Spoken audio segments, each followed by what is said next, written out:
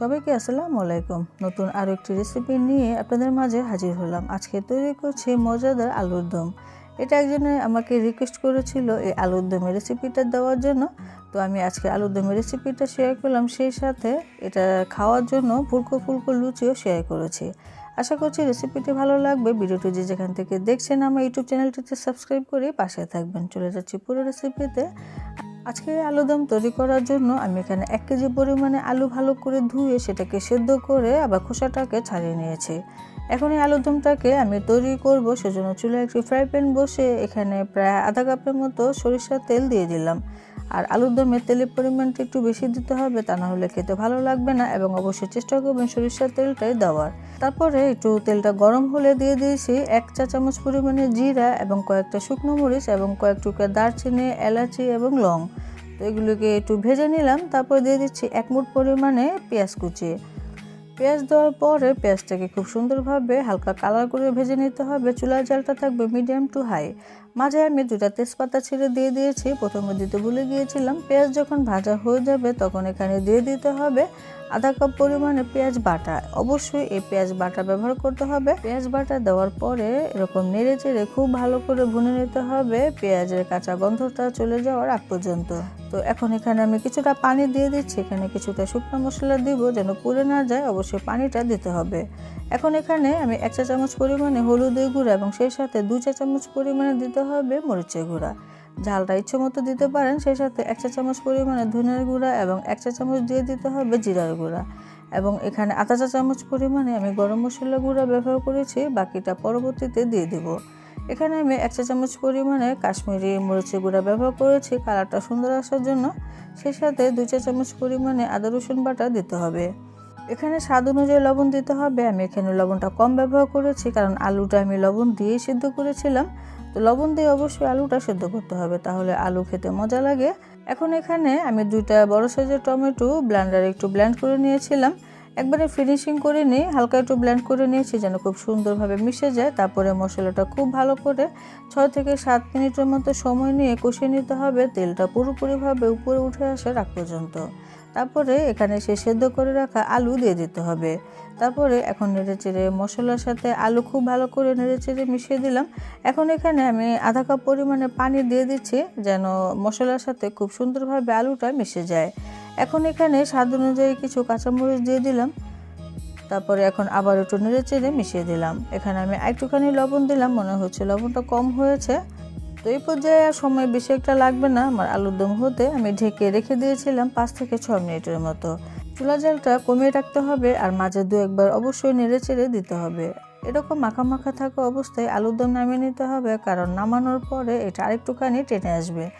এখন এখানে দিয়ে দিচ্ছি আধা চা চামচ করে ভাজা জিরার গুঁড়া এবং সেই সাথে গরম মশলার গুঁড়া এবং কটা আস্ত কাঁচামরিচ দিচ্ছি, এতে করে খুব সুন্দর একটু ফ্লেভার আসবে। সেই সাথে এখানে 1 চা চামচ পরিমাণে চাট মশলা দিয়ে দিলাম। তো এটা হাতের কাছে না থাকলে না দিলেও চলবে, আমার ঘরে ছিল সেজন্য দিলাম।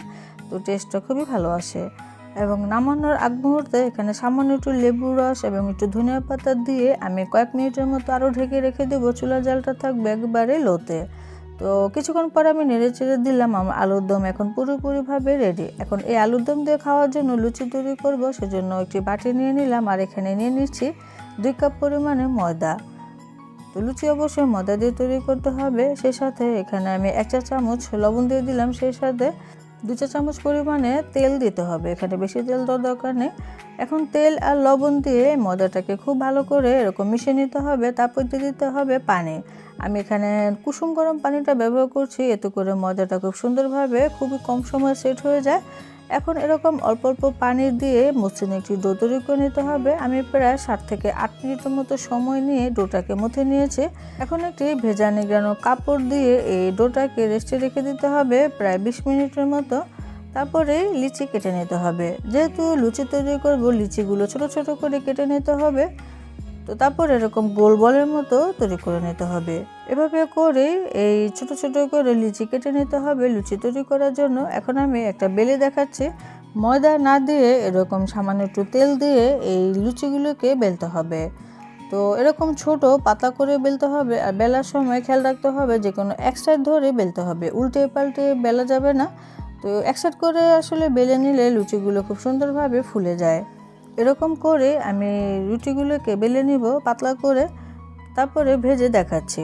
চুলায় আমি প্রথম থেকে কিছুটা তেল গরম হতে দিয়েছিলাম। তো প্রথমটা আমি ভেজে দেখাচ্ছি, তেলটা পুরোপুরিভাবে গরম না হলে এই লুচিগুলো কিন্তু ফুলে না, এরকম হবে। আর তেলটা যদি খুব ভালো করে গরম করে নেওয়া হয় তাহলে প্রত্যেকটা লুচি এরকম খুব সুন্দরভাবে ফুলে যাবে এবং গোল বলের মতো হয়ে যাবে।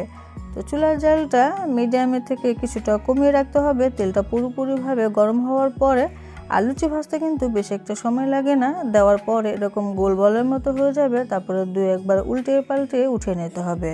আর তেল থেকে উঠানোর পরে এরকম তেলটা ঝরিয়ে টিস্যুর উপরে রাখতে হবে, তাহলে এক্সট্রা তেলটা চলে যাবে।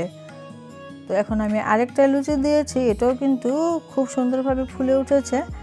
আমার প্রত্যেকটা লুচি মাশাআল্লাহ খুবই সুন্দরভাবে ফুলে গিয়েছিল, তবে প্রথম অবস্থায় দিয়েছিলাম সেটাই শুধু ফুলেনি। তো আমি সব লুচি ভেজে নিয়েছি, মাঝখানে 2-1টা খাওয়া হয়ে গিয়েছে। তো লুচিগুলো কতটা সুন্দর হয়েছে দেখে নিশ্চয়ই বুঝতে পারছেন। আপনারা যদি তৈরি করেন তাহলে আশা করছি নিরাশ হবেন না, খেয়ে এবং তৈরি করে দোনোটাতেই সাকসেস হবেন। তো আলুর দমের রেসিপি সাথে লুচির রেসিপি আজকে কেমন লেগেছে আমাকে অবশ্যই কমেন্টে জানাবেন। আমি তো তৈরি করে আপনাদের রেখে গরম গরম খেয়ে নিচ্ছি। আর যদি আপনারা খেতে চান তাহলে রান্নাঘরে চলে যান। সবাই অনেক বেশি ভালো থাকবেন, বিদায় নিচ্ছি। আল্লাহ হাফেজ।